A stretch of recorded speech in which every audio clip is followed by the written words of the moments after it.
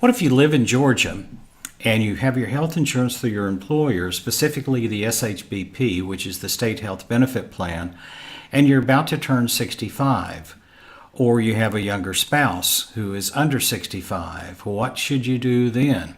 Hi, this is Bob Vineyard, your Medicare expert with the Georgia Medicare Minute. Actually, I have been through that. I have a younger spouse, and I had been covered under her SHBP plan for a number of years prior to turning 65.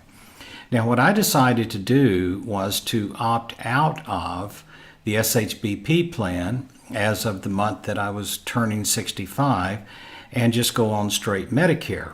It was less expensive and better coverage.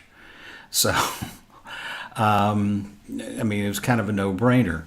We have some friends who live nearby, and the younger spouse is about to retire. She's turning 65, and she's about to retire, and she has no idea what she's going to do. She doesn't understand anything other than the material that she has received from SHBP and the seminars she's gone to and so forth. Now, her older spouse is still has continued to be covered under the SHBP plan. Don't ask me why. I don't know. Because in my opinion, if you have the option of getting off of the state health benefit plan and going on Medicare, that is the way to go. So as far as SHBP is concerned, you will get a lot of pressure from the carrier. Currently, this is 2019, currently the primary carrier for SHBP in most of the state of Georgia is Blue Cross, Anthem Blue Cross. And they will send you a whole bunch of literature about how they're going to welcome you into the fold when you turn 65 and go on Medicare, and you can just continue the coverage that you've had. Well, it's not exactly the same coverage, and one of the things that you have to be careful of, not just with SHBP, but any other group insurance plan through a carrier that also writes Medicare Advantage plans. There's an issue out there called seamless conversion, and basically what they'll do is they'll make it seem like, well, you don't have to worry about a thing. We will take care of you and we'll automatically enroll you in our Medicare coverage. So what could be easier than that? There's a lot of trickery that has gone on in the past, and to a certain extent it still does. There were enough complaints that the government said, okay, no more of this surreptitious seamless conversion thing.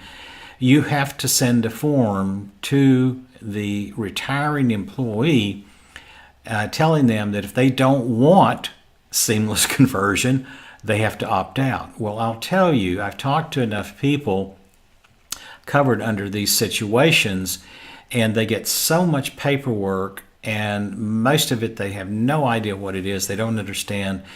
They completely miss the opt-out form, which means when they turn 65 and they leave the comfort of the group insurance plan, they're automatically enrolled in this new Medicare Advantage plan from the same carrier that provided their group insurance. Again, what's wrong with that? Well, a lot of things. One of them being when you worked for an employer that provided your group insurance, there was a bit of a comfort. I don't have to worry about this. They're going to take care of me.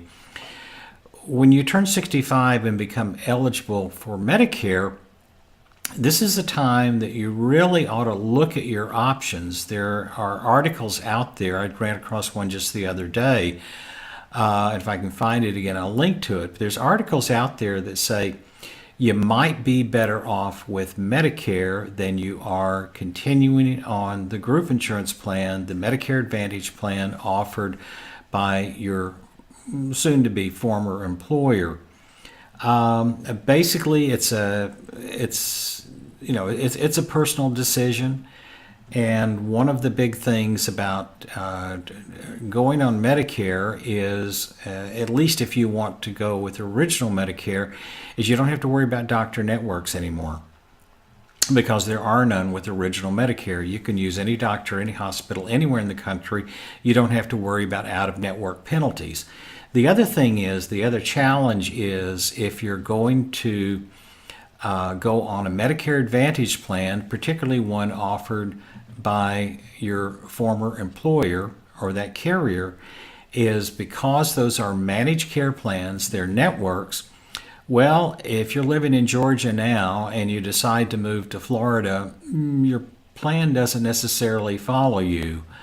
So you may find that as you travel, or if you relocate to another state, that all of a sudden the doctors that you need to see and any hospitals and so forth, a lot of them are out of network, which means it's going to be a lot more costly than had you switched to original Medicare and gone that route. So again, this is a personal choice, and if you have questions about it, then let's talk. And I'll be glad to enlighten you as to what your options are, and then let you decide. This is Bob Vineyard with the Georgia Medicare Minute. You take care. Have a great day.